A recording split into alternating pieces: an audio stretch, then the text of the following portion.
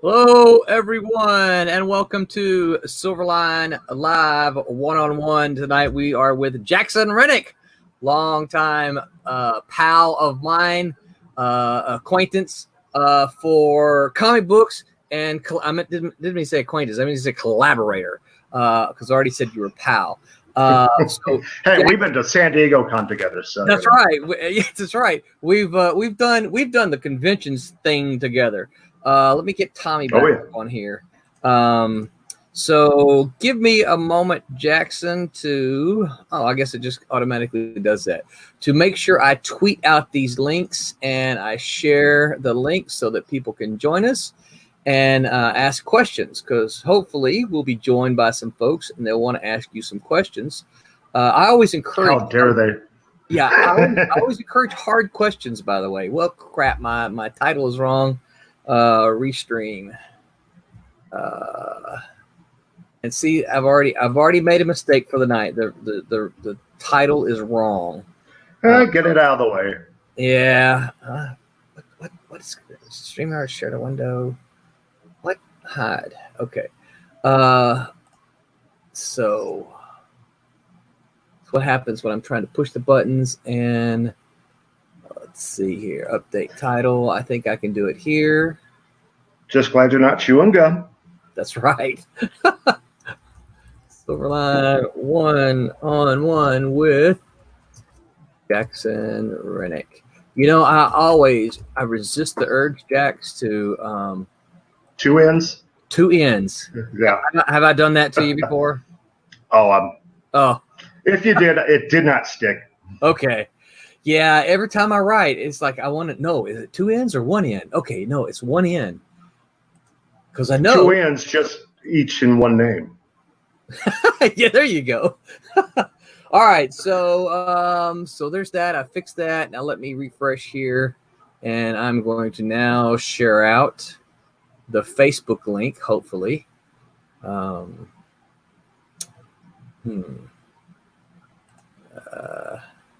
It says it'll fix it in a minute. So let me make sure. Let's see if this is us live. Oh, yeah, that's me and you.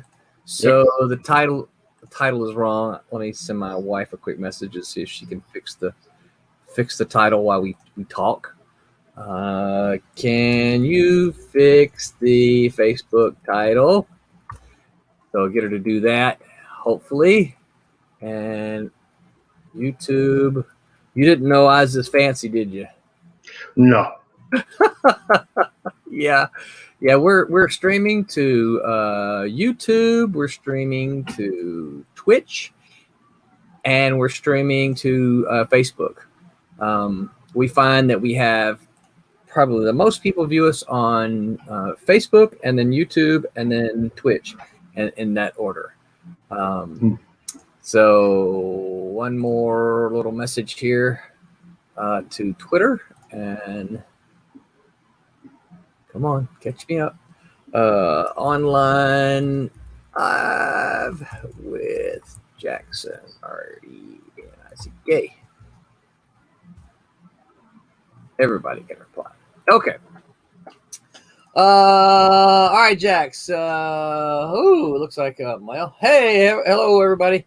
So what I'll do is I'll keep an eye on the chat, and as people pop on and ask questions, I'll just ask them to you.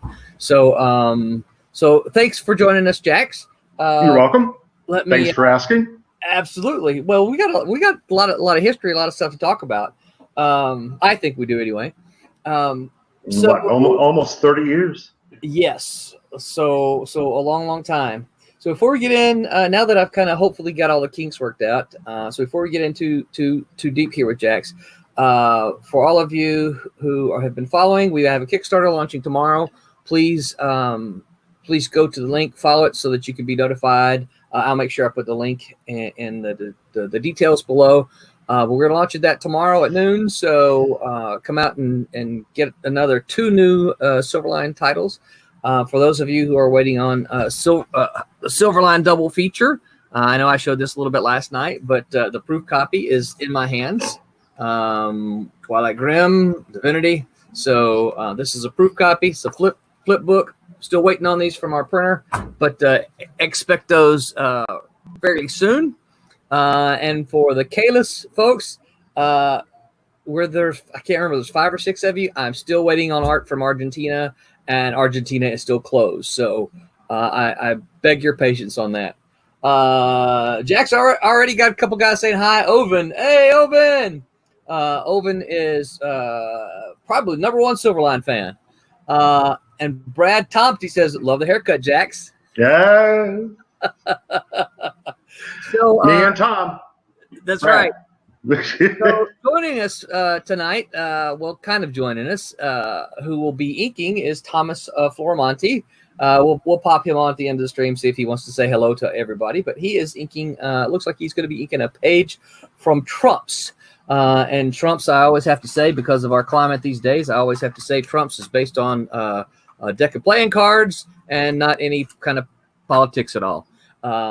So he's inking page 20. Thank you. Thank you. So that's the way he'll communicate with us periodically. All right, so Jax, yeah. So we've already established we've known each other for a long time, but I want to go back even further than that. I want to ask you. Now I know that you are from Oklahoma. Yep. Are you still there? Are you still in the Oklahoma area? I'm down in Tucson. Tucson. Okay. Wow. So you've moved away from the roots a little bit. Tell me though, what is the first? Because we're talking comics, right? What's the first comic or comics you can remember as a kid? Well, I have a memory of, I guess it was Moby Dick off one of the trade racks. And I don't recall who was the artist or who was the writer or what company. But I remember like 3rd grade in class with a book open, my comic in front of me. Really? Okay. Yeah. 3rd grade, huh? Oh, yeah. Moby Dick. Now, were you reading the novel at the same time?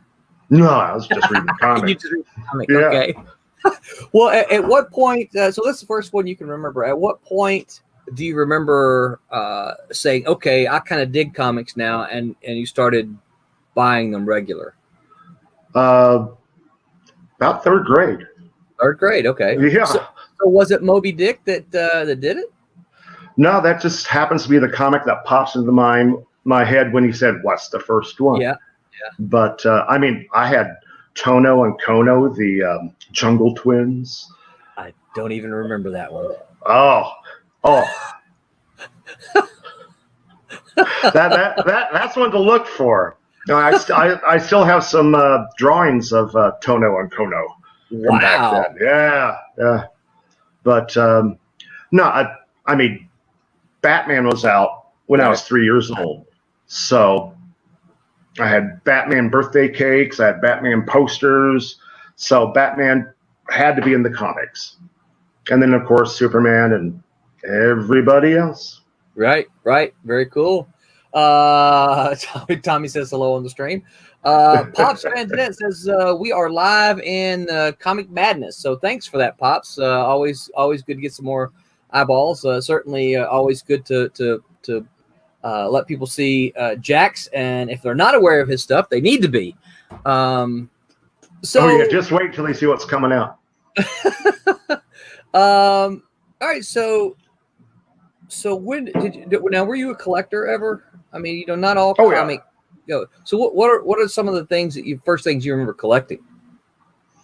Well, I mean, it was always the comics, and back then it was kind of hard to find stuff, as I recall. I mean, you could always find something in the little toy aisle at the grocery store, and there was probably a Superman or Batman, maybe a Spider-Man. Yeah. But it wasn't until I was 12 that I started finding stuff. Gotcha. And then I guess it was actually Star Wars. When that came out, that's when the collecting started. Right. So did you buy like the Howard Chaykin Marvel comic? Oh yeah. Yeah. Oh yeah. Big time. Yeah. I was in Laredo, Texas when that came out. Really? Yeah. So now, are you talking about the movie now or the? Well, the comic came out about the same time. Yeah. So, and I had read the comic before I saw the movie. Okay. So you were anticipating the movie then? Yeah. So I was like, oh my gosh. Yeah, it was a game changer, wasn't it? Big time. And of course, I know Tommy. Tommy is a huge Star Wars fan. So how many times did you see it at the theater? Dude, come on. No, seriously. How many times did you go see it? I mean, you were young, right? We were young. Well, I was young. Well, I would have been in junior high. Yep. So it was really just a matter of how often I could get to the theater and if there was any lights. Yeah. But I remember how many times. But I saw it a number of times. Yeah. I went to see the first Star Wars 9 times, and to me that was a huge thing, right? Because I saw it and wow, it was a game changer, and then it was something we'd not seen before. No, and we and geeks and nerds like me and you, this is what we wanted. I mean, we wanted this kind of thing, Yeah, and definitely. A friend of mine who was a little bit older than me had a car, and so on his dime, even we went to the theater. He would pay for me to go in, and I'm like, yeah. And of course, you remember back in those days, you just sat in place, right? So it wasn't unusual that we went to one and then just sat through it and watched the next one right after it. I don't think I did that with the first Batman movie. Yeah. I don't think you can get away with my nephew. Yeah, really. Yeah. Oh, we sat through it twice. Yeah, we sat through it twice. Of course, there's that question. What's an enema? It's like, well, very quietly. Isn't that one you're supposed to say? You need to ask your mom. Oh hell no, I'm the uncle. Well, I'll tell you. Okay. All right. So was it mostly the superheroes then that drew you, or because I know you're also a science fiction guy? Oh, anything. I mean, Close Encounters, when that came out, that's just like, oh my gosh, I love the spaceships. They're friendly. Yeah. And we wanted more, didn't we? After that was over. Oh yeah. But I mean, we're talking late 70s, early 80s. So I mean, I had one of the original alien figures, the Xenomorphs. Right, 18 inches. I got it for Christmas. Sweet. And Mom had no idea what it was. She just knew that's what I want. Now, did you read a lot of science fiction novels as well?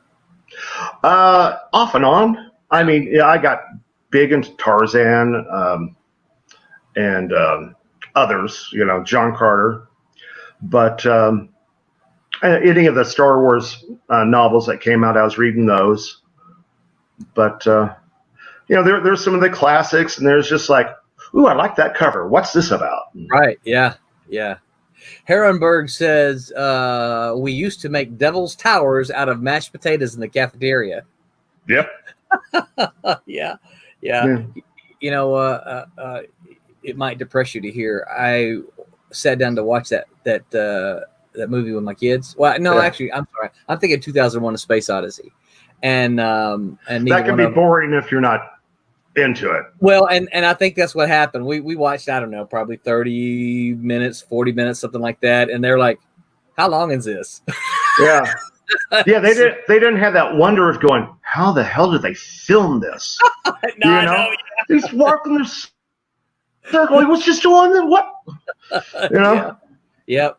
Yeah, and also they didn't have. I think they've seen so much on film and television now that it's not a big deal to them. Yeah, I mean, I just found Silent Running is available for free on one of my programs. Since save. Yeah. So Pedro, again, is it an L or an I? Caicedo said, did the Dune novels have any impact on you guys? Not on me. Did you read the Dune novels at all? I did not.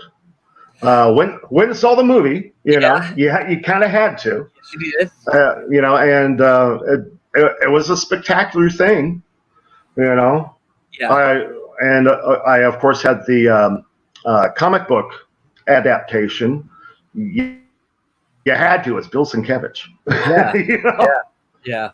I read the Dune novels, but not until I was a little bit. I didn't read it in high school. I don't think I read Dune until probably like my second or third year in college. And the only reason I read it then was because a girl. No, not a girl. My friends were talking about it, and as they were talking, they made it like, oh, this is one you have to have read.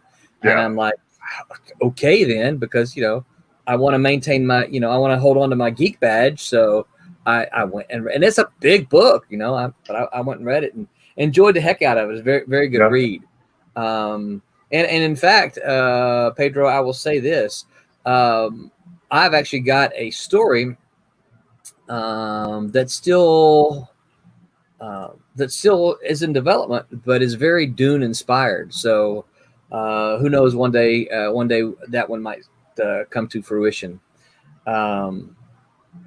So you already mentioned Bill Sienkiewicz. So who were some of the first artists and writers, but first comic book creators that had an impact on you?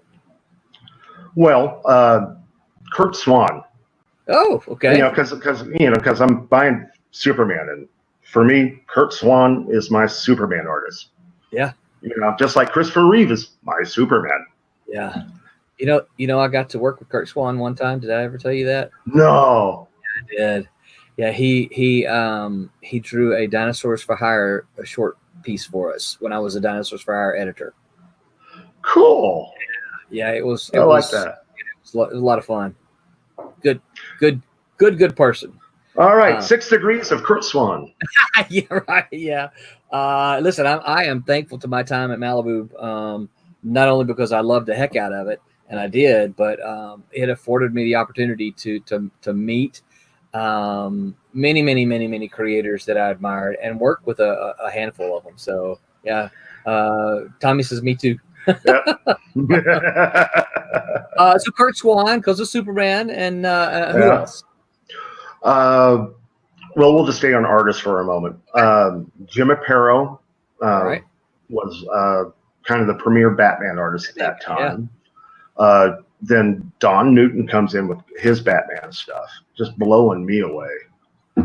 But Neil Adams, of course. Oh, yeah. That was just one of those game changers for me. Yeah. It's just like, my God, how do you do that? Yeah.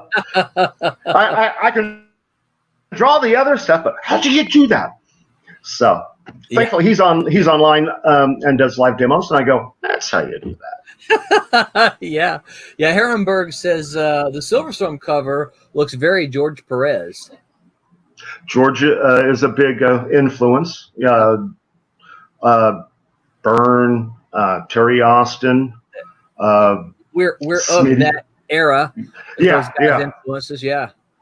Oh yeah, and there were just artists out there that I love their stuff, but at the time my mind didn't connect to you can follow them. You don't have to just open a book and go, oh, there they are. Right. Right. Yeah. Because like P. Craig Russell. Another good artist. I found him on Captain Canuck. Oh yeah. Way back when, and that was off the spinner racks at TG&Y in Bartlesville, Oklahoma. Wow. I mean, that's just one of those. How the hell did we get this? When's the next one? Yeah. And this was kind of in the days before we really knew about comic news media, right? Yeah. You didn't know where people went. I mean, some of those things existed, but certainly in the early and middle 80s, I wasn't really aware of the Comic Buyer's Guide yet, you know? Yeah. Or even Amazing Heroes, the magazine, things like that. I pick up Starlog, find out what's going on in sci-fi. Right. Yeah. But I didn't have that for comics. Right. At least I hadn't come across where I could find that. Yeah. Yeah. I remember discovering Comic Buyer's Guide and immediately took out a subscription to it. And, you know, we passed that thing around. Of course, you know, Stephen Butler was my roommate for a while. And, you know, Tommy hung out with us a bunch. We used to pass those things around because, I mean, that's where we got our news, you know, our industry gossip from. So we very much look forward to that all the time. Yeah. You know, I think I said to you before, that there are some panels of yours that I look at and go, man, there's some Barry Windsor Smith going on there too. Oh, especially on White Devil 2. Yeah. Which I think I let you know via email. We got a colorist for that. Yeah. She's going to be hopefully she'll start joining us on our regular live stream, so we'll start seeing some of that regularly pop up. But yeah, no, I even spotted some of it. I thought in Marauder, there are panels that I look at, you know, and it's not necessarily like whole pages, but there are panels I can look at and go, man, that looks like he's kind of channeling some Barry Windsor Smith there. Yeah. Now, if I can just get Bob Layton to teach me how to do the Barry Windsor Smith ink. Yeah.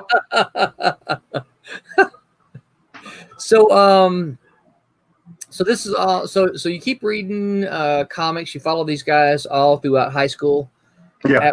At what point in time did you say, "I think I want to do that"? Have you remember that? High school. Really?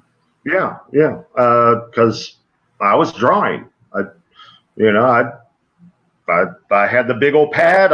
I did a recreation of a Neil Adams Superman cover with a Green Lantern. It's the one where Superman's in the bubble.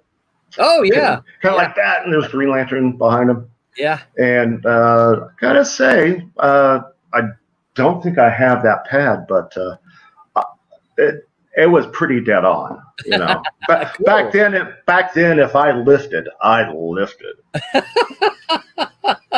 Yeah, but you know.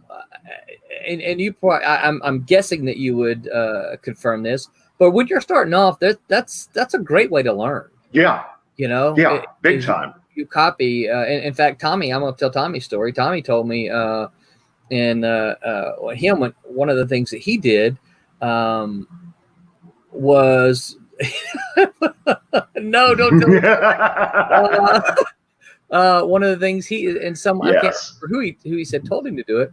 But he just took someone else's inks and literally just kind of traced over them to see and I think the idea was that it helped Tommy to understand as he's inking it. It's like it helps you not only see to do what they do, but it helps you to understand why it is they're doing exactly. What they do, and you kind of pick it up. And Tommy said he just did. I don't put words in my mouth, but I think Tommy said he just did like one page, and then it's like something snapped in his brain, and like, oh.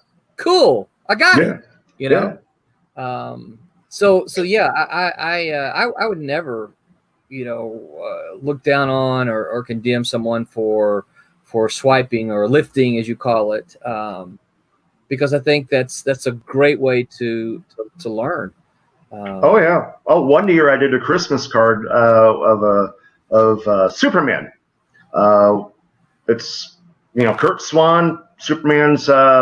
Put him with this Santa hat. He's walking away, and he's got a bag of toys over his back, and there's his cape flowing. And I don't recall what the book was. Maybe it was Superman, No More Superman, or something like that for Clark Kent. Yeah. But I swiped it, made a Christmas card out of it, and I look like Kurt Swan, You could have chosen worse artist, right?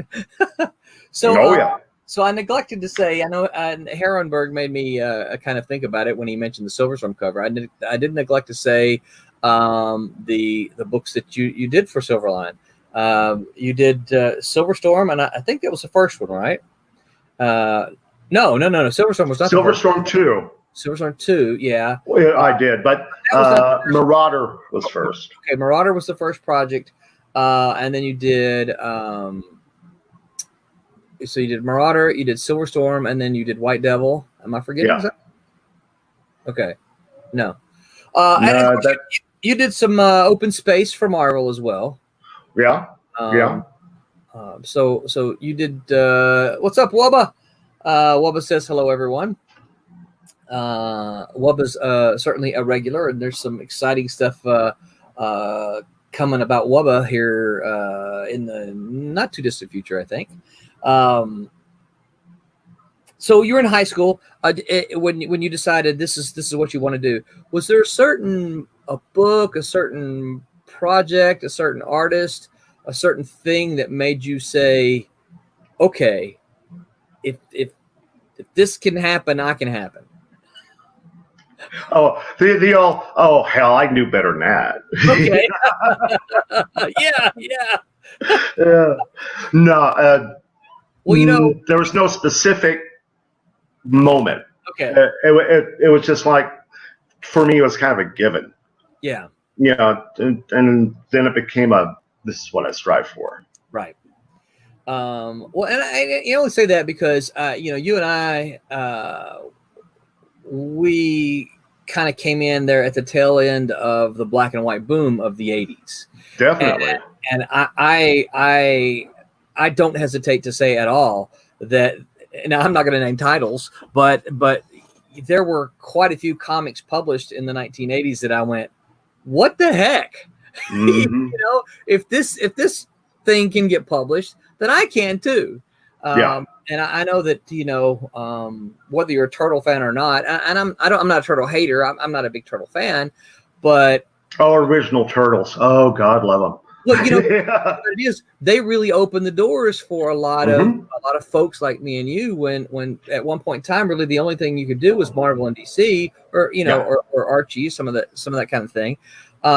They really opened the doors for a lot. Yeah, independent comics had been around, but it was more the brown bag comics that you had to buy from behind the counter, right? Where they really opened it up for a lot of variety, and a lot of stuff came in. Like I said, not all of it good, but there was a lot of stuff that was good. Stuff that you go, how the hell did you come up with that? That's brilliant. Yeah. Yeah. Well, Turtles, actually, because you're sitting there going, you're riffing off Frank Miller, Daredevil. It's beautiful. Yeah, it is. Yeah, it's fantastic. And it's funny.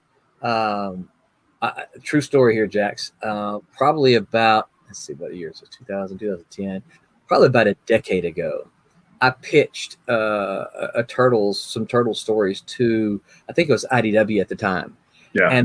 And one of the pitches dealt with the origin of the turtles with the ooze and that kind of stuff, because I used extra ooze for something else, right? And the editor responded that the turtles' origin is not now, nor has it ever been, connected to Daredevil in any kind of way. Liars. I know. You're so wrong. I don't even know who you are. And here are my issues. Here are my Daredevil issues. They swap out. I thought about that for a long time, and I'm like, okay, maybe this is a legal thing that they have to do to say so that Marvel doesn't sue them. But I was just pitching stories to write. I didn't say anything about Daredevil or anything. I said about the Turtles' origin. Yeah. And I just okay. It was at that point in time when I was, I really don't want to work for you anyway. Yeah. There are times you get a response and you go, huh? Yeah, that's right. Yeah. I thought we were looking at doing this, but what the hell was that? Yeah. You kind of wonder what you're talking about. Yeah. So So what did you do then after you decided? All right, this is the thing that I want to do. Yeah, I see Michael Lanning says, the foot. Come on. Yeah, yeah. Foot, hand, Dick. I mean, there's so much. splinter. Yeah. So much. So this is what you decided you want to do. So what did you do from there? You say, okay, this is where I want to go. How did you? You're in Oklahoma now. I'm a Mississippi boy, as is Tommy. So I know that Oklahoma is not a mecca of comic publishing. So what did you do? Well, let's go to the summer that I graduated. Okay. It's June 1981. And I had been living in Phoenix for the first part of that school year. Moved back home to Oklahoma to finish off. But I had gone to FringeCon, the first FringeCon up in Phoenix. Okay. And I had friends and all that, and we decided, let's go do FringeCon too. So I hopped on a bus, got out to FringeCon 2, had my Cyclops from the X-Men costume. Really? I had two of my best budettes from high school. One is Phoenix, the other is Kitty Pryde. And so it was our second FringeCon. Met Chris Claremont. Wow. He was very enamored with Phoenix. Oh, yeah, I bet. I was too, but I knew why, But I had a table at that convention, so I was selling stuff, sketches and whatnot. And but at the costume contest that night, we're all in the auditorium, and there's another group of X-Men. Nice costumes too. Yeah. But they had Corsair, and so Chris Claremont is up there doing his Yoda impersonations whenever he can, and the folks come up, and he names off all the characters that everyone's dressed as, and he says, and this is Corsair, and if you don't know it, he is Cyclops' father. At which point I stand up in the middle of the auditorium going, what? Dressed as Cyclops. Yeah, dressed as Cyclops. Had the visor on and everything. He looked at and went, crap.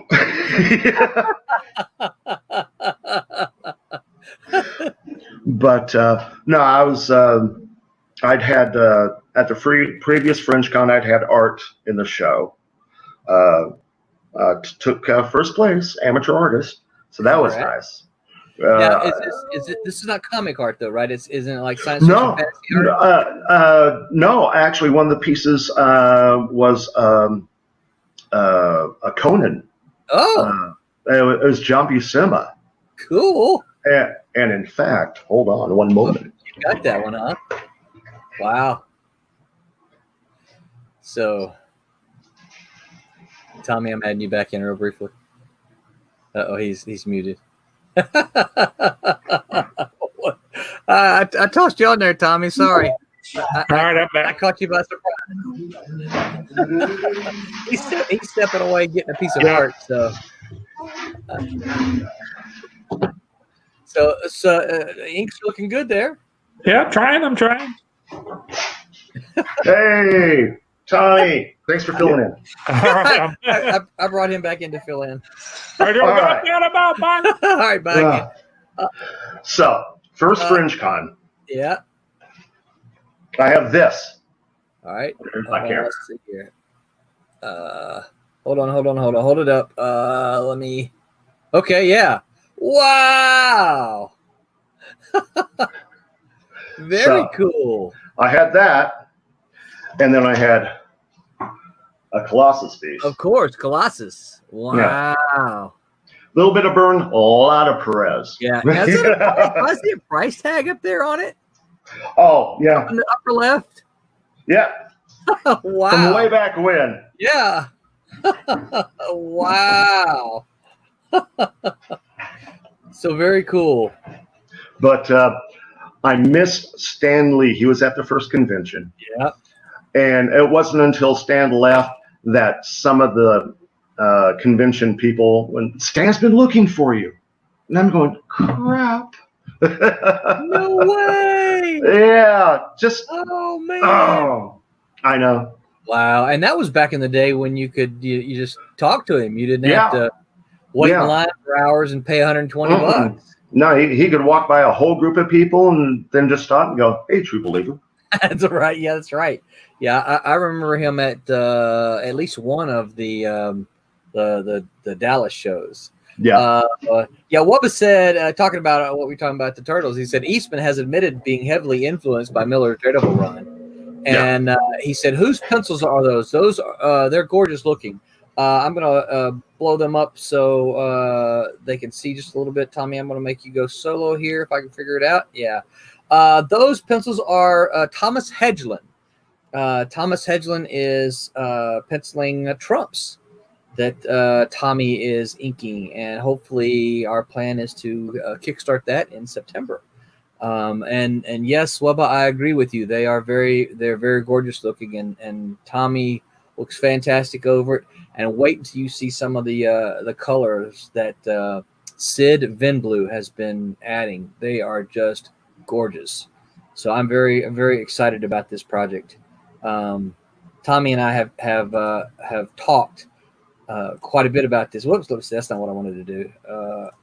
That's what I want to do. There you go. And we got to the point we were like, yeah, it's one of the things that whenever we, say, hey, we're doing a book called Trumps. It's about, it's based on a deck of cards. And it's like, we feel in this kind of day and age, we kind of have to immediately go there because people are going to go, what? We're like, wait. Yeah.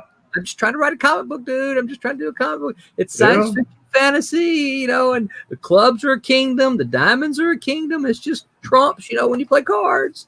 So, but yeah, I'm very excited about the project. Should have called it Pinochle.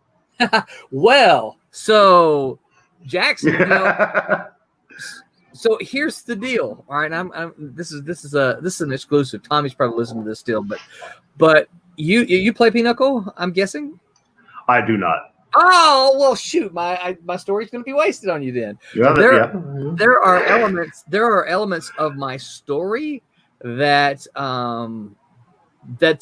comes from an actual game of Pinochle, and I don't mean like this was one game that I experienced. No. I'm talking about the pairings and the card formations that you can make to earn points. Yeah. Some of what happens in the story is from the game of Pinochle. Yeah. So it's a lot of fun. My family plays a lot of Pinochle, and it's something we have played since I was probably, 17, something like that. It's who? Well, let's just put it this way, Tommy. I don't think this is a Pinochle deck. I'll give you a clue, Tommy. In Bridge, Wubba Fett says Bridge. Oven says September is my birthday month, so I'm looking forward to Trumps. Cool. Me too, Oven.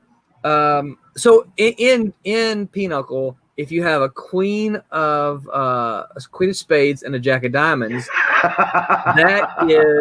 that is a strong pairing for your points at the early part.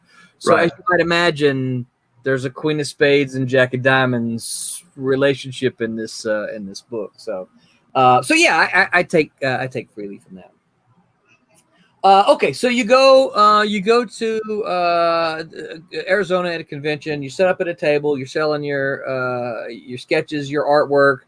How do you go from doing that into a comic book? Let's see. What was your first comic book? Now, first book should have been Kamiko's Primer. Oh, when Matt Wagner was editor of it. Yeah. Wow. Okay. And I had an 8-page story, and had sent that in, and they were going to use it, but they were changing their format. So my first work is not my first work. Oh no! Oh no! So what was the reason? Did they just say? They were just doing a different format. Yeah. So the timing was like one issue too late. Yeah. So who did you draw for Kimiko? It was just an independent story. Oh, okay. Because they just needed product, and the primer was just to showcase new artists. Okay. So was this something that you wrote as well, or? Yeah. Okay. Oh, okay. I did not realize that. Oh yeah. So when did all right, so this is a loaded question. And you may hate that I know Tommy hates that I ask these kind of questions. When did we meet? Well, Fantasy Fair. Yeah. Don't ask me which hotel. I mean, it could have been the Fairmont because that was usually the one. Right. But I think it was a different hotel because I think the layout for the artist row was different. Because we were all up there on one level, just in a row, like on a balcony. Yeah. Yes. Yeah. Yeah, and that wasn't the Fairmont. So I don't remember the name of the hotel. Yeah. But I remember being on the balcony. Yeah. Where you could kind of look, behind you and yeah. Yeah. Now you had already done. I think when we met, I think you had already done Open Space at the time, hadn't you? Yeah. So how did Open Space come about then? Let's see. Open Space. I believe I got that from. I had done. A friend of mine had Chaos Magazine. Okay. That's Deanne DeWitt, and so it was a anthology book, and so I had done a story in that, and then the second issue I had done the cover. And it was one of those issues that was coming out, and I believe it was a convention thing. Someone saw it or whatnot. But then again, I was sending in stuff to Marvel and DC, so it a lot of money on postage those days, right? Yeah. Well, not as much as today, but. There's no way I could afford postage now. Yeah. The kids just don't know, do they, Roland? Yeah, but they did everything on the email today. Yeah. I can't tell you, but I don't remember the last time I got anything, particularly submission through the mail. They all come. Here's a link to my online portfolio. Here's a link to my pages. Here's a link to my samples. Unless I ask otherwise, but they're always, here's a link or here's a zip file or something like that, which I don't necessarily like the zip files because they load up your, take up space. And even in all honesty, so like the stuff that Tommy's inking there, Hedgeland, he penciled those, and I'm not sure whether he did them digital or not. But even if they do them traditionally, he scans them on his end and just sent the high-res digital file to Tommy. He sends me a file, and I don't see, man, not like when I was an editor at Malibu, I would get, stacks of FedEx. Definitely. Pages, page after page after page. Yep. And you could always tell the smokers, you open the box, right, but not it's all digital files now. Even the traditional, the work done traditionally comes to me in a digital file just because they'll do it traditional and then they'll scan it. So I'm sorry I interrupted you because I thought postage there for a minute, but you were sending out samples, and that's how so Kurt Busset sure was assistant editor. and Karen. I wish I could remember Karen's last name. Karen Berger was she went over. Yeah. Because she went over and did Vertigo for 20 years at DC, and only just recently left to go to somewhere, IDW maybe, or Dark Horse, to do Berger books. Yeah. So, yeah, Karen Berger. Yeah. I really wish Neil Posner hadn't died. Yeah. I'd had some stuff into him, and he was loving it. I was going, yes! And he says, I just don't have anything for you right now. You know, and then because he passed, he'd sent me a letter back and all that, and he had to have passed just after that. Oh, man. I was just like, oh, because all these remembrances were coming out from everybody and saying how great he was and how he had that eye. And I'm going, I had that eye. You know? I had that eye. Damn it. Yeah. Just a little more time. Yeah. Herrenberg says Berger Books is Dark Horse. So and so did Wubba said, yeah. So she went to Dark Horse. So do you remember the first time you were invited to a convention then as a guest? Well, I remember being invited, but not. It was Dallas. Yeah. Larry Kahn. Larry Langford. God rest his soul. Those were. I still tell people today, the Dallas shows were some of the best shows in my entire career I've ever done. Yeah. The people, the fans in Dallas are just amazing. They were, as an independent guy, they were so open. Yes. To things that didn't have a Marvel and a DC logo on it. Yeah. And if they would talk to you and they're like, hey, I'll try it out. And I'm like, man, I love that attitude. And oh, yeah. Dallas was always a really, really good show for me. And I've been trying to talk to the guy who runs the Dallas show these days and trying to get back on, but I can't seem to. I'm probably not in a high enough list for him anymore. But yeah. Well, that's a shame. Yeah. It's just one of those, come on. It's all comics. Yeah. And, we do good if you give us the exposure. Right. Yeah. Well, I told somebody yesterday, you probably remember this, Jax. In fact, here you go. Oh, yeah. You recognize this piece here? Yeah. Yep. You remember we used to put on the back of all of our yeah. our comics don't suck, right? Yeah. And because we've always talked about, we just want to make fun comics, and that's what they're all about. I do miss the Dallas shows. And those were still some of the best shows I think I've ever done. So hopefully one day I'll get back over in that area. I'm going to keep working on it though. Keep working on the folks in charge there.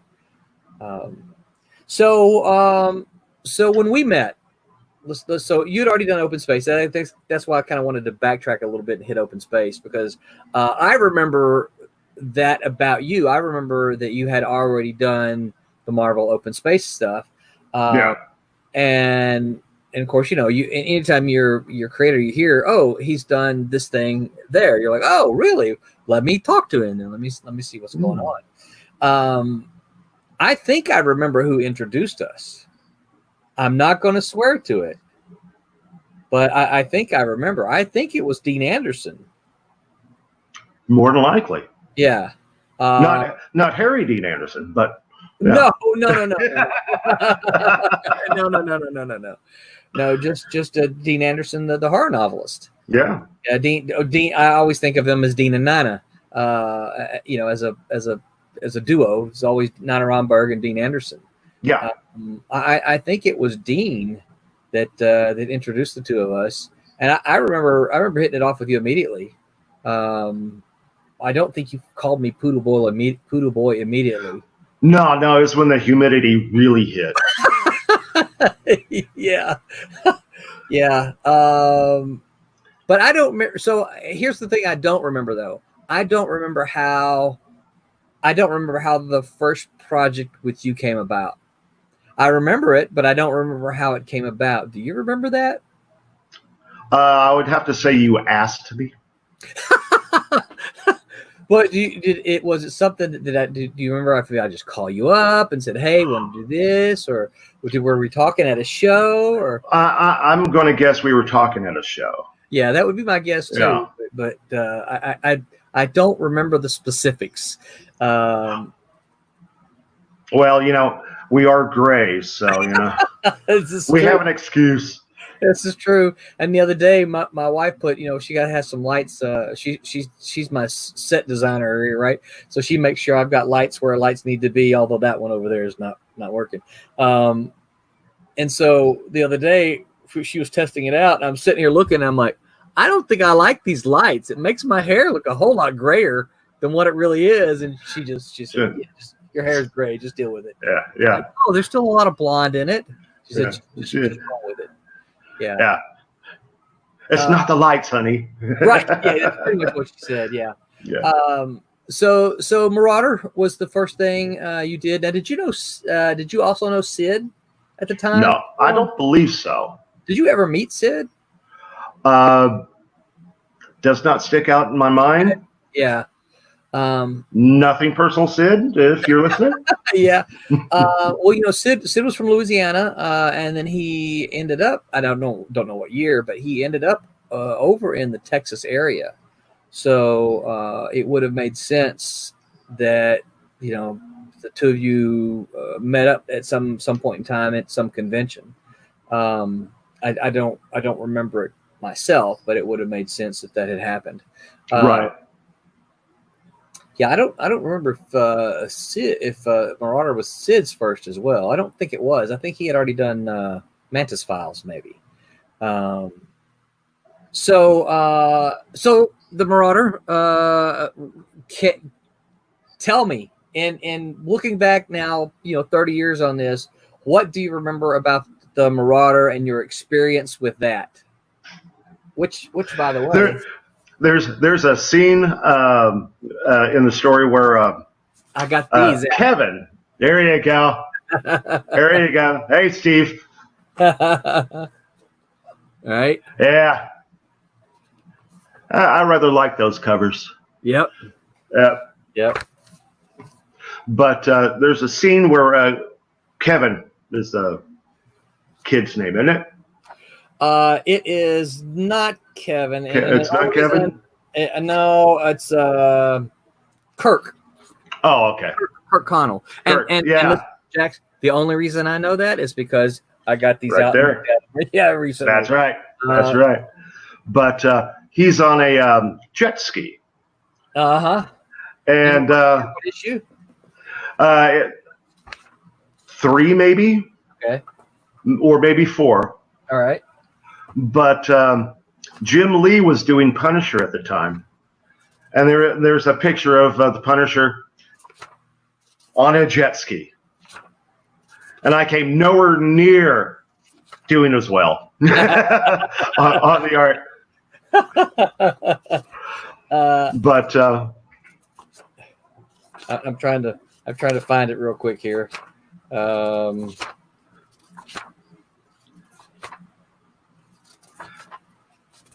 But yeah, so go ahead. I'm sorry, I didn't mean. Yeah, I think it's he's rescuing the girl. Yeah. Talking about this panel here? Yeah. I'm talking about that whole little bit there. Yeah. No Jim Lee influence came through. I'll tell you, there's a lot of, when I think of the Marauder, there's a lot of panels that immediately come to my mind. I mean, for instance, I absolutely love what issue was it? I think it's the second issue. The cliffhanger image there at the end. Nope, not that one. Thought it was the end of this issue. But it's when the robot. So people can see it. Let me go big here. Whoops. Let me go big on me though. So I think you can still see this, Jax. Oh yeah. Yeah, I absolutely love that panel there.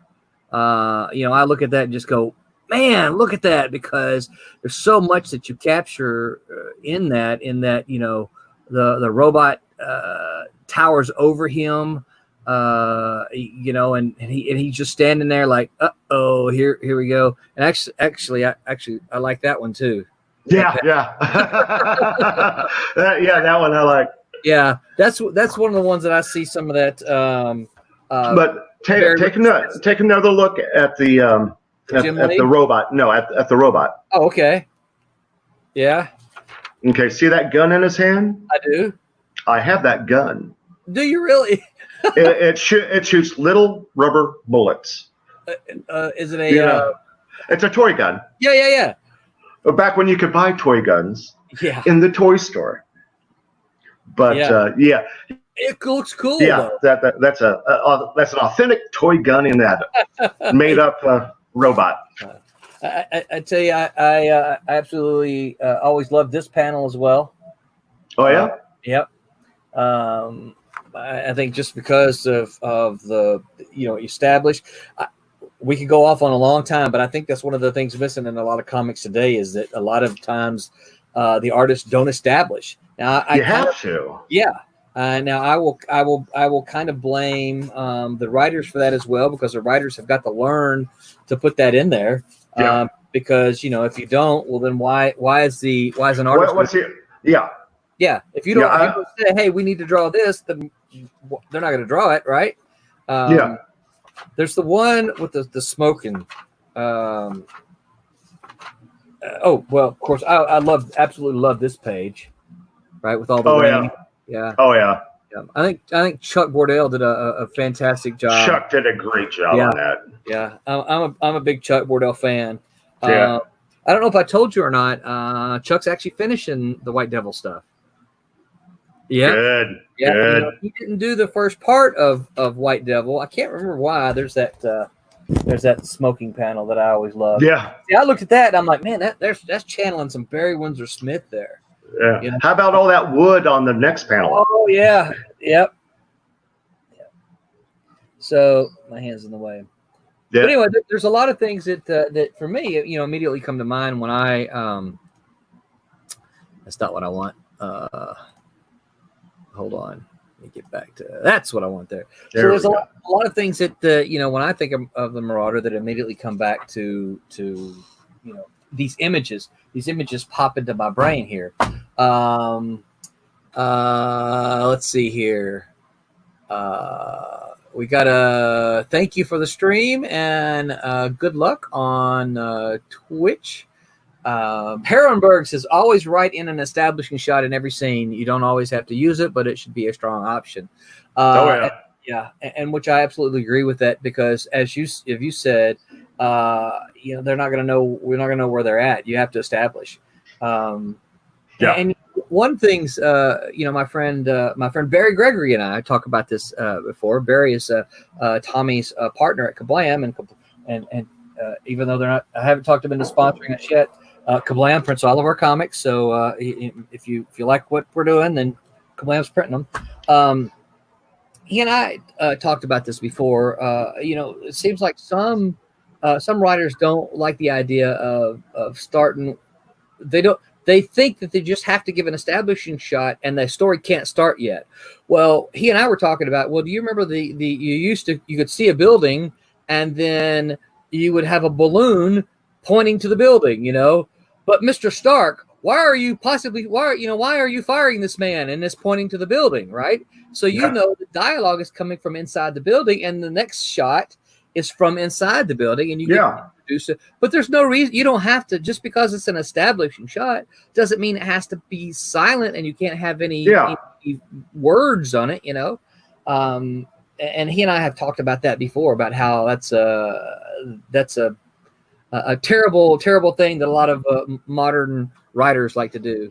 I mean, Graphico says this is fun. Thanks, Sofiso. Hey, look, you guys, if you got questions for Jaxon, please don't hesitate to put them up there. Easy questions, hard questions. I actually prefer the hard questions. He might not, but I say bring them on. Ask the questions. You put them up there, and then I'll make sure that we ask him, put him on the spot. But back to establishing shots. Yeah. Once you have your establishing shot, you're free. Yeah. You know, what you put behind your characters, well, over here, it doesn't have to be extremely highly detailed. Right. I mean, John Buscema's master at this. Oh man, you get the establishment shot, and you get a little something here, a little something here. Yeah, figures, a little something here. Yeah, rock here, a tree here. Yeah, a straight line. You're like, what the heck is that? Well, they're in a room. That's the horizon. Yeah. If it's 3 straight lines, it's the trim. Yeah. No, you're absolutely right. I saw. I'm going to get this wrong. I'm not really good with my Japanese artists. I think Miyazaki, maybe. I can't remember. But there was a little video about the reason that the artist, whoever it was, did a really immaculate, really elaborate establishing shot in the first panel, with just full of details. I mean, just you can look at it, see all the little details, and then the next panel, there's like a character in like one line in the background. The next panel, there's nothing in the background, and that's like because the artist has already established, hey, you know what's going on. Now you're just seeing the characters, and your mind is already saying, oh, they're moving around in this place that we've already established over here. And the nice thing about that is that then you just have to do, from the establishing shot, we're going to take this little item, put it over here so we know where the characters are. Mm-hmm. And then we can do it again over here with this, and you can move your people throughout the page, and you know where they are. Yeah. Just by the, look at that little box. We saw that box over here. Right. Cool. You know? Yeah. Now, do you use any kind of models? I know I've seen some artists get the little the posable, bendable models that they'll put on, if they want to put their character in a scene, they'll put a little bendable model on the front of them. Do you use anything like that? Have you seen my toy collection? No, I have not seen your toy collection. I just wish they still made G.I. Joes at the 12-inch size. Oh, yeah. Because they were perfect for doing crowd shots. Oh. Crowd shots. Yeah, because you can establish where people are, and then with your camera, click. Yeah. And then, let's try it from over here. Let's try this angle. And then you can kind of figure out what kind of a scene you want to do with it. Ah. I mean, you can do it with your 6-inch figures and all that, but I'm a original G.I. Joe fan. You're an OG G.I. Joe, right? Oh, I can't tell you how much money I'd spend over on Sideshow collectibles. Oh, really? I mean, if I had the money. Yeah, I see. That's a good question. Has Thomas Formonti ever inked you before? Has he? It's his question. No. I don't know. I think the answer to that might be no. I don't. I'm trying to rack my brain. The Silverstorm cover. Did you do that Silverstorm cover? You did the Silverstorm cover all yourself, didn't you, Jax? The new one for the trade. Yeah, I did. Yeah, I did that one. Yeah, it's still not finished yet, right? It's being colored, by the way. Yeah. I think I sent you the occasional colored image, haven't I? Yeah. The random color. Yeah. I got to get on him. He's got to color faster. Yeah, I saw some of the panels from when Kirk is lowering himself down into the museum. Okay. Yeah. Cool. And we had the laser grid. Yeah. I'm trying to think though. Tommy, I don't think he has. Are you aware of something that you have inked that? No. Okay. Yeah, we'll have to see. One of the things I'm going to mention here towards the very end, I'm going to blindside him with it a little bit, is maybe see if we can't, get him to sharpen his pencil some, and maybe we'll see if we can't make that happen, Tommy. So all right, so Marauder, which I think was a fantastic story, still one that I think still holds up today. Again, it's real fresh for me because I pulled it out. And then, so that was in the early 90s. Well, let's see. The dates are here. No, that's not true. That was in 98. So it's in the late 90s in. Yeah. So, and then this was followed by Silverstorm then, right? Yes. Volume 2, yeah. And then you and I did the 4 issues of Silverstorm, in which we brought Champion down. Demon had a little spot in a little cameo in the story. Champion was a bigger part of that story. But basically, now I'm forgetting his name. Castle lost his armor, lost his company, and lost his armor, and that was kind of that story. And then you did White Devil 2 with R.A. Jones. Oh yeah. Now R.A.'s another Oklahoma guy. Tulsa, Oklahoma. Yep. Have you seen R.A. In recent years? I have not. Oh. I know he is still in Tulsa. I know that he is very much a Luddite when it comes to technology. Yeah. He has been on. He was on one of our shows with us one time, but he had to call in.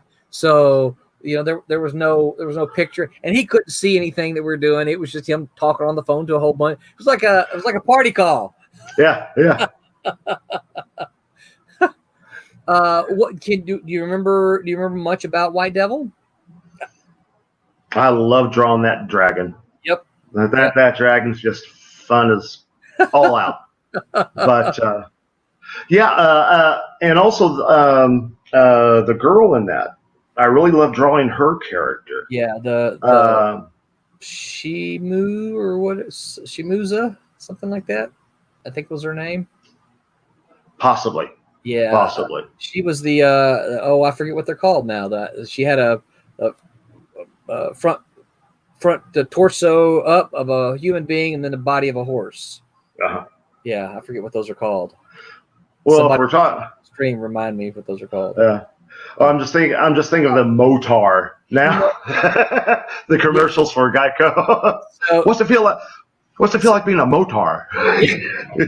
So I have shorts on, so I'm not going to stand up on stream. They're shorts, not like but I'm going to stand up and get some artwork. So because I think I feel like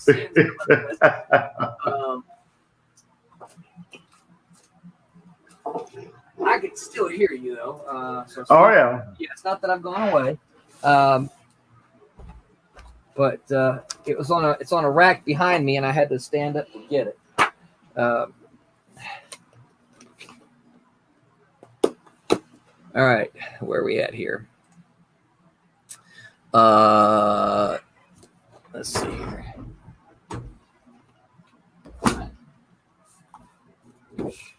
Oops, I'm gonna make me get a little bit bigger here. That's not me. That's not you. Recognize that at all? It's not one of mine. Are you sure? I am not 100%, but fairly percent. What about this one? Oh yes, that one. Yeah. There's. If you were going to deny this one, I was going to say there's your signature. No, there's signature. Yeah. But, I don't see a signature on this one at all. Now that you mention it, I sure thought it was one of yours though, because. Well, looking at it on the screen, it looked like the key to Superman's Fortress of Solitude. No, this is supposed to be a dagger or a sword shoved into a door. Oh, okay. No, I recognize it. Yeah, there's the blood splatter down there, and there's the handle. Okay. Yeah. Because there's a shading on the blade that kind of gave it the key look. Yeah. Yeah. You know, Jax, I'm not gonna swear this is yours, but I think it's yours because it's been in my stack of this artwork. Yeah. Or actually, I should say this: RA had this artwork. Yes, he did. Yes, he did. Until recently, and I asked him if he still had it, and he said he did. And I said, "Well, do you want to make another go of it?" So this is just another a centaur. Thank you, Wubba. So this is just another example when we're doing these. Sorry, Jax, this is a little commercial here for a minute. When we tell you guys that our comics are done, here you see it here. I'm holding up the this is the entire, to be continued right there. This is the entire first issue of this of White Devil. Here is done. It's Jax. Oh, there's his dragon. Jax penciled it and. You see it's completely inked, and we're just we're getting it colored now. So by the time we make it to Kickstarter, it's going to be completely finished. So it's very cool. Yeah, I think RA sent these to me. RA sent these to me 6-ish months ago, something like maybe not even that long. But he came in a nice big box, and I got all three of the or four. Sorry, here's the one of the other covers, and then there's this cover. Yeah, that one I really liked. Yeah, me too. I've got also, I think, can't remember if I have the physical or if it was just a scan where I think you had dropped some color into it. On a photocopy or something like that. I don't remember exactly what it was now. I'd have to go back. So Donnie on Twitch says, "How's everyone?" Donnie, we're doing good. Royal Airship says, "What makes a character fun to draw?" I'm sure this is a reaction. So sometimes it's just the writing. Okay. Because if the writer's not putting in the energy, it doesn't really come across to the artist. Yeah. And sometimes it's just what the character is doing. Yeah. Yeah. But there are characters out there I don't want to draw just for the simple fact that they're overloaded with detail. So you're not a big Image era character fan then? Pockets on pockets on gadgets. Well, most of my characters do have pockets. Belts and pouches and all that fun stuff. But there's just some, like when they redesigned the Batman's costume in the comics. Uh-huh. And it has all that line work, coming down here and all that. I'm going, crap, I don't want to draw that. Yeah. Go back to simple. There's a line here, a line there, right? Yeah. It's one of those, no. I stay with the Jim Aparo Batman. Right, yeah. I'm guessing that question was a reaction to you talking about how much fun the dragon was to draw. Yeah. I think RA did a great job writing the dragon as part of the story. It's a fun character in the story. Definitely. Wubba says those are gorgeous, referring to the White Devil pages. He said He says, kind of looks like an Alan Davis vibe. Do you have any Alan Davis influences? Oh, hell yeah. Okay. Oh, hell yeah. Yeah. Oh, 80s to 2000. Yeah. There's a whole slew of guys and gals right there that really just made me go, wow. Yeah. Yeah. And so all of them they're in there somewhere. Yeah. They'll pop out. Yeah. And you know, I love to hear that you said that, because this is one of the things that I kind of try to tell my students. And we go back to talking about when we're talking about, you know, don't be afraid to swipe early, because what you want to do. Rick Buckler, you know? Yeah. You know, but you want to take all of these influences, all these styles, and put them in a bucket and swirl them up. And what you come out with is your own style. Yeah. You know, you're influenced by all of them, but you want it to be your own. Yeah. Yeah. Well, I remember convention-wise, almost every convention, someone would come out and go, "Oh, my friend, my brother, my brother's friend, or whomever, are talented artists, and they love doing comics, but you know, they just don't do it." And one of the complaints is, well, because they like such and such artists, and they can never be as good as them. Right. And I would always say, it's not about that artist. Right. We have that artist. We don't need what we don't have is your friend. Right. You know, because anybody can go and copy. Yeah. You know, but it's the results of what's been distilled through your head through your hand. Yep. For the final product. Yeah. Yeah. And I'm sorry. Go ahead. No, that was it. Okay. So, you know, one of the things I forgot to ask, I went straight from conventions to your first book. What kind of training, if any, do you have for art and comic art? Art Institute of Kansas City. Art Institute of Kansas City, yeah. Well, actually, it's the Kansas City Art Institute. Okay. I think if you do Art Institute in front, it's a completely different institute. Oh, really? Both of them in Kansas City? Well, no. I mean, you've seen commercials for the Art Institute, right? And it's, you know, whatever local branch or whatnot. Okay, I got you. But for Kansas City, it's KCAI, Kansas City Art Institute. Okay. And it's not far from the Kansas City, Missouri University, the State University. Oh, okay, cool. Yeah, I went there for a couple of years and, you know, did what I did. Yeah, yeah. Now, do you feel like the university, or the training that you got there, the classes that you got, do you feel like those prepared you?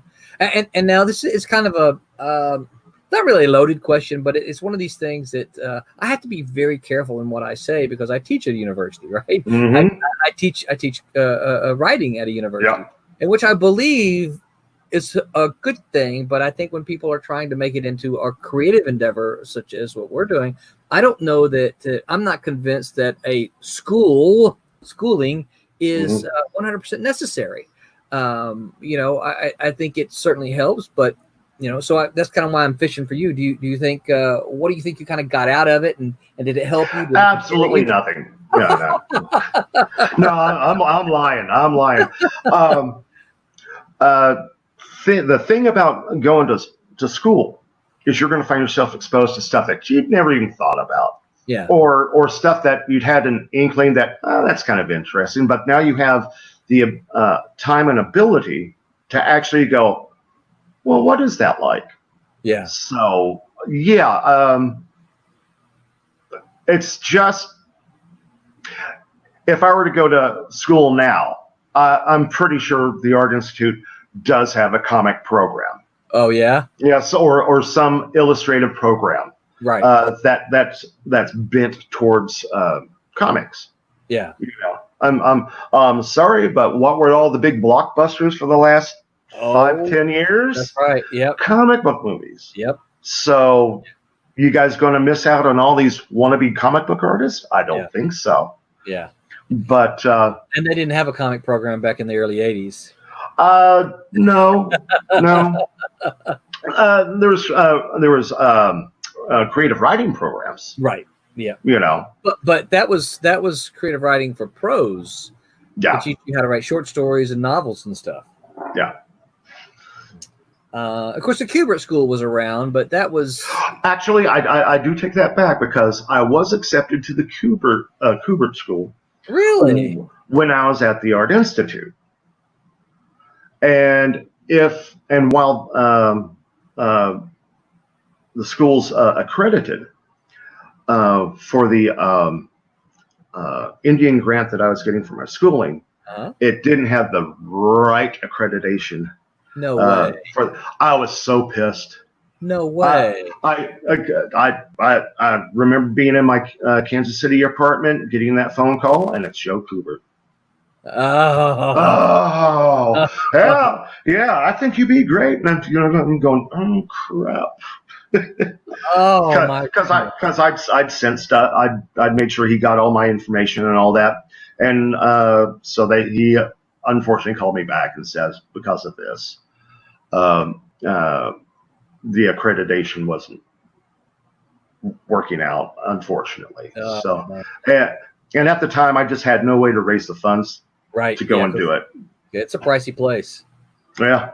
Yeah, and plus you got to go live in New Jersey, so and that's even more expensive way more expensive than Oklahoma. Yeah, but it's New Jersey, and I was already in Missouri, so it's a trade-off. Missouri was the first state I've lived in where, due to the humidity in the summer, you don't wear your clothes. Your clothes wear you. Right. Yeah. You walk right out. There it is. Yeah. Soaked. It's so funny because when I moved to Florida, all the Floridians talked about their humidity. And of course, I grew up in Mississippi, so I just kind of laugh at them. Yeah. You keep telling yourself about the humidity. That's okay. Yeah. Yeah. What is it? Bless your heart. Yeah. Yes. Bless her heart. Missouri's produced some pretty good folks. So Steve Gerber was from Missouri. Roy Thomas from Missouri.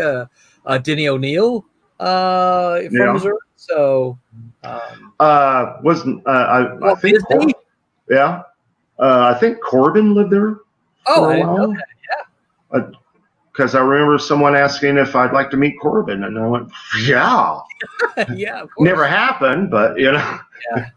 Yeah. Wow. So all right. Wubba says Georgia is like that too. Yeah, I can imagine. I think probably anywhere in the deep South has that humidity, but Floridians for some reason just tend to think that their humidity is worse than any place else, and I don't really know why. It's hot, but it's not the humidity is not anything. It's not unbearable like you can find in July in Mississippi. It's just and it's why I like Tucson, because while it can be 107 outside, it's 97 in the shade, baby. That humidity, it doesn't exist. Yeah. You can escape the heat just by sitting in the shade. You can't do that in the South. Yeah. No, you can't. It follows you. Yes, it does.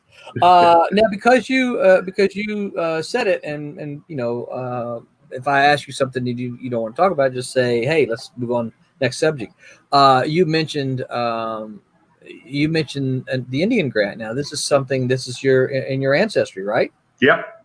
And I think this is certainly one of the things for me that first got my attention with you, because as a student of American history, I'm like, oh, well, let's talk, man. Let's tell me about yourself. I don't know if you remember that at all. Oh, I'm sure I talked, Yeah. But as my papa's favorite joke, I'm part Choctaw, part Chickasaw. The Choctaw say I'm Chickasaw, the Chickasaw say I'm Choctaw. So nobody wants to claim you, huh? yeah. Yeah. I don't remember, you and I talked probably about it when I had the opportunity to write a story for Kamiko with the Elementals, Bill Willingham's Elementals. I wrote a story about I love Bill. Yeah, same here. And what I did, the Elementals were set in Philadelphia, Pennsylvania, and I was able to bring Vortex down to Philadelphia, Mississippi, which is where the Choctaw Indian Reservation is. Mm-hmm. And so I was able to bring in my interest and love and affection for that part of America which I personally think is often very overlooked.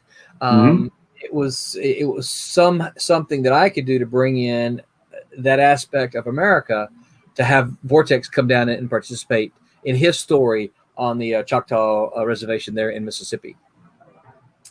Cool. I my only regret about that is that we didn't get to finish it.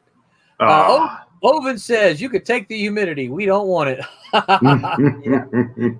Yeah, I don't know anybody who wants the humidity.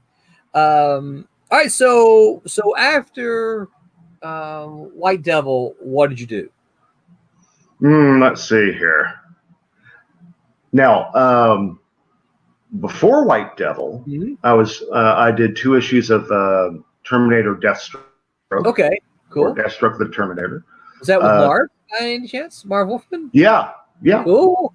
Yes, it is. Wow. I got credentials, baby. You do? That's impressive. Yeah. And in fact, we did that. It's when California had the earthquake. Okay, yeah. Because I had I think I had 1 script, the first issue, and it took forever to get the second issue. Understandably why. Sure, yeah. But so there was a bit of a time drag between the first and second getting done. Yeah. Wow. Yeah, as you said, understandable, because he was right. He was right there on pretty close to the epicenter. Oh yeah. Yeah. I don't know if he's still there, but he's in the Valley area.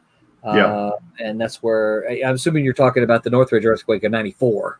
Yes. Yeah, very cool. Not the earthquake was cool, but very cool. No, you did Marv. Yeah.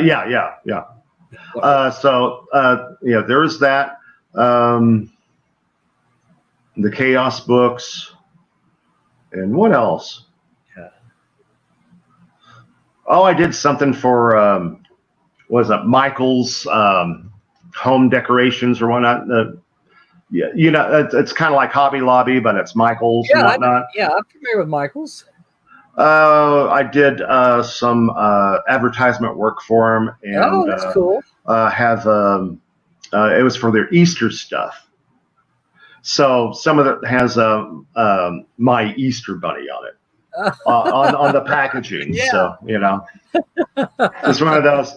All right, if that's what you want. Yeah. Oh, there is one.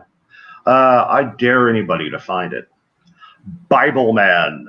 You did Bible Man stuff? I did the first issue of Bible Man. The curly-headed guy from Eight is Enough. Willie Ames, right? There you go. Yeah. There you go. Wow. Yeah. Yeah, I did. It was 2 different little stories. I did the first story, and they didn't like it because they were doing an audiobook, basically. Yeah. You're going to be able to read along while you watch the video and all this and all that, or and it's read to you or whatnot. And so they gave me the audio recordings, and I'll tell you, that changed the entire first story. Really? I mean, yeah, because they had all the sound effects in there, and so it took place in a dungeon, with torches and all this, and I had that in the first effort. Second effort, you couldn't miss it. It was just atmosphere. Yeah. Wow. So yeah. Yeah. Interesting. Now, is it still available? Oh, I really doubt it. I'm going to look really quick while you talk. Yeah. Oh, I've looked before. I've not seen it. Yeah. But yeah, they were doing the Bible Man with Willie Ames as a video, and then they wanted to do a companion comic book, right, with audio. So I have seen the videos, and they're pretty cheesy. So I see something here that does not look like your art from here. Was it for Broadman and Holman? Do you remember who was doing it? No, I do not. Yeah, I don't see any artist indications on this at all for that one. There is a Bible Man coloring book and activity book. Yeah. Yeah, I can't see it well enough. Yeah. Yeah, so I'll have to poke around a little bit and look, see if I can't find Jackson's Bible Man. That's good luck on that. Good luck on that. You're gonna have a serious collector find that one. Yeah. Okay. I've got access to a local guy here by the name of Tom Rock, and he runs the Daytona Beach Comic Con. The dude can find all kinds of stuff, so gotta have a shout out to him because he's pretty awesome and he runs a great show. Herrenberg said, "We love the Elementals, mainly Morningstar and Fathom, of course, but Tommy and Jeff were okay too." And then didn't even know there were Bible Man comics. Seen some video episodes, so yeah. And I think that's kind of probably the way for most people. I didn't realize that there was a comic, but I don't even remember how we saw the video. I don't remember if it was on cable TV or if we rented the VHS tapes or what. I don't remember. I do remember seeing them, but I don't remember how.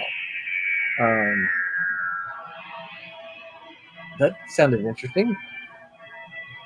I'm not sure what that is. Oh, that would be my phone ringing. It's a Doctor Who. Oh, I'm like, what is that sound? I don't know what that is. Yeah, Tommy got it. Yeah. All right. So Bible Man, and then what did you do? I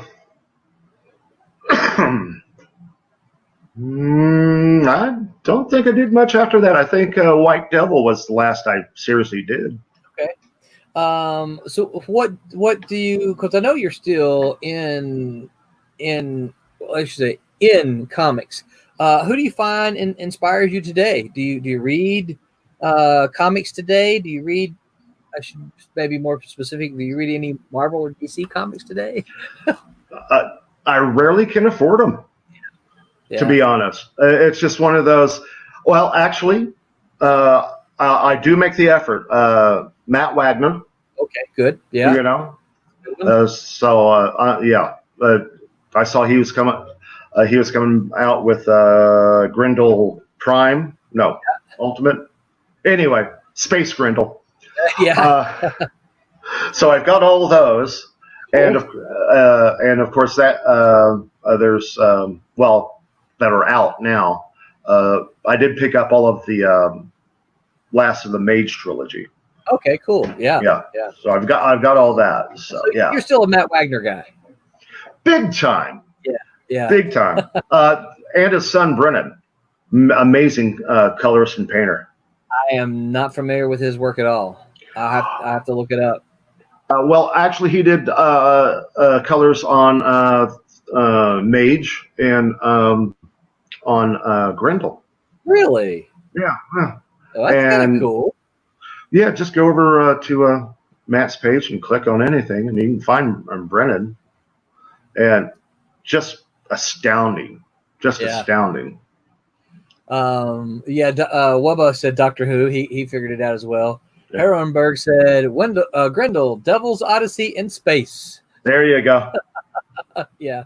So what folks may not know, Jax, is that I have been in communication with you for some number of recent years, trying to twist your arm to sharpen that pencil again. Yeah, I really wish I'd been able to come through on that last one. Yeah. Well, things happen, and life happens. Yeah, and that's just the way it is. And so I'm telling you here and now, so that everyone can witness it. The minute that you are ready to move forward again with some sweet Jaxon Renick pencils, you know how to get in touch with me. Oh yeah.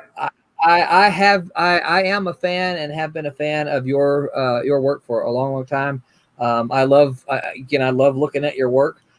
So I would love to see, and of course, I think you could go a lot of places, but I think Silverline would be very honored to have you come back and do something here.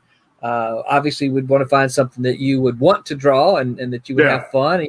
I want to see you. I would love to see you talk about a new thing and with the same excitement that you talked about the dragon. I love to draw the dragon, because that's really what it ought to be, Jax. It ought to be fun, A friend and I were talking, and because I was wanting to do something a little Bernie Wrightson like. Okay, cool. Because I was going, let me just get into this penciling and just rah, rah, rah, rah.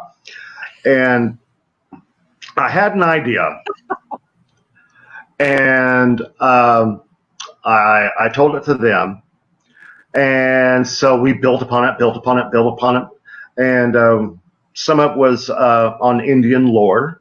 Sure, cool. And since they were doing the bulk writing and they were doing research on this type and that type, came to the conclusion that, well, they weren't Indian. They and this stuff, because we're going with the coyote, the trickster. Sure, the trickster. Yeah. It came to the conclusion of I'm not Indian, and for folks, this is actual. It's not just mythology. It's just not storytelling. It's part of the religion. And they were going, maybe I shouldn't be telling this story. Really? And I thought it was a very valid way of looking at it. Yeah. And I was going, yeah, but I'm Indian. We might be able to fudge it by. Come on. Yeah. Yeah. We're just trying to tell a really cool story. Yeah. So I can draw the book, right? Yeah. So I can draw these circus monkeys that have wings, and Yeah. But so we're kind of looking at what else we can put together. Well, that's cool. For that. I'm absolutely glad to hear that, because I am certainly one that thinks that you definitely need to be, knowing you for the years that I've known you, you definitely need to be drawing some comics. I know it's a different gig, and we're a different age than we were 30 years ago. I personally don't look at this anymore as, this is my life's ambition, career. I do these because I love them. I teach during the day. That's I'm fortunate to have a job that treats me well and likes the fact that I have a comic background, but it also affords me the ability to do comics, this thing that I love. So I'm very fortunate about that. Oven says, have your people call his people. Oven, trust me. Jax has seen any number of emails from me that just says, "Hey man, let's do this thing. Hey man, let's draw." So Jax, I wanted you to know. I know that you had a lot of stuff happening to you, and then just life was happening, and there's no, it just happens. But I absolutely wanted you to know that there is very much an open door here for you. Whenever you feel whenever and if ever you feel like hey, I'd like to go back and let's do some Silverline stuff. Please know I'm only an email away. Oh yeah, we can make something happen.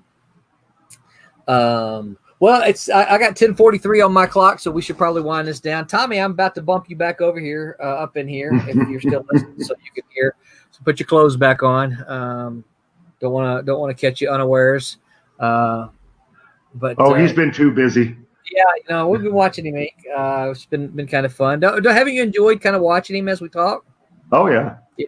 It's I think it's a lot of fun to be able to do that. But Jax, I do want to say I really appreciate you taking time out of your night to talk with us.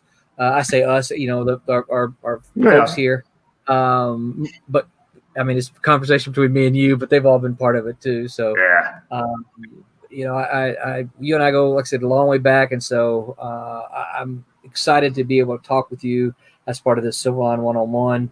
Let people get to know who you are, so that when they see that we have got, the Marauder colored, and when they see White Devill, we're going to hopefully, as soon as it gets colored, we're going to slot that thing into Kickstarter, and I'll probably be hollering at you saying, "Hey, Jax, let's want to do some sketches as part of some rewards and stuff like that." So it's always good. I think fans always like to see a face associated with the names. I know Oven does. That's something Oven tells me he really likes about the Silverline books, is that he's able to kind of meet all the people. Tommy, you got any questions for Jax? No, just letting everybody know. See, I was actually inking on this. See it on the screen, dude. We got you.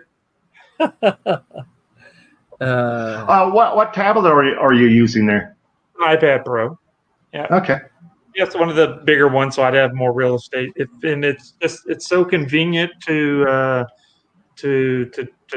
draw on. I mean, it's really, really it's better than the Wacom tablets, I think, to draw on. I had a bamboo tablet.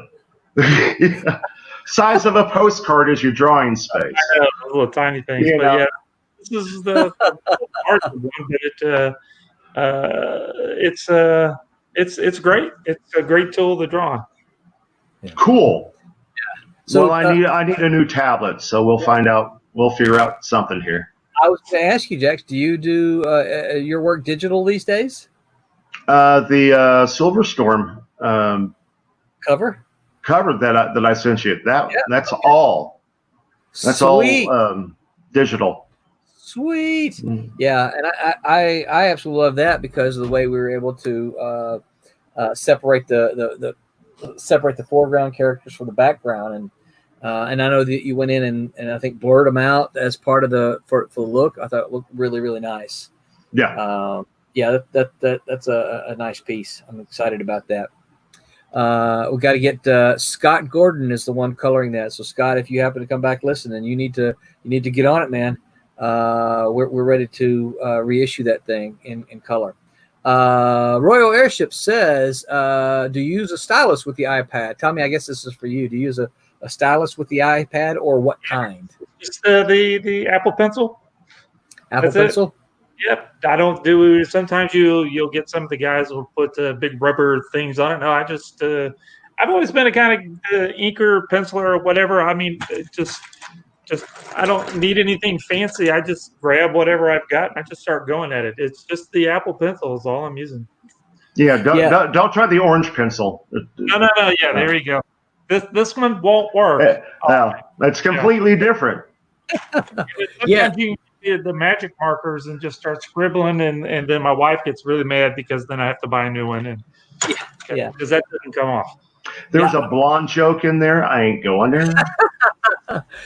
No, I've seen Tommy when the brushes on his that he inks with, when they get low, he just reaches back, pulls out some hair, and pops it back in there, and jam it in there. Keep going. Goes. That's all he needs. Just a hair and some brush, or some hair and a brush, right?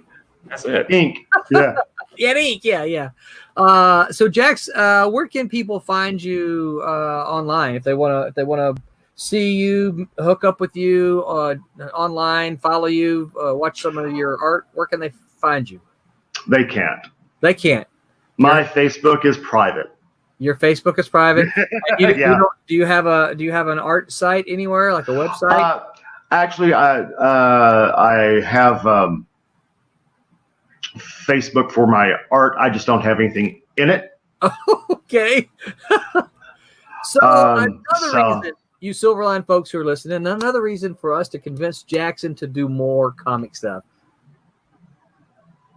so we can see more stuff. Yeah.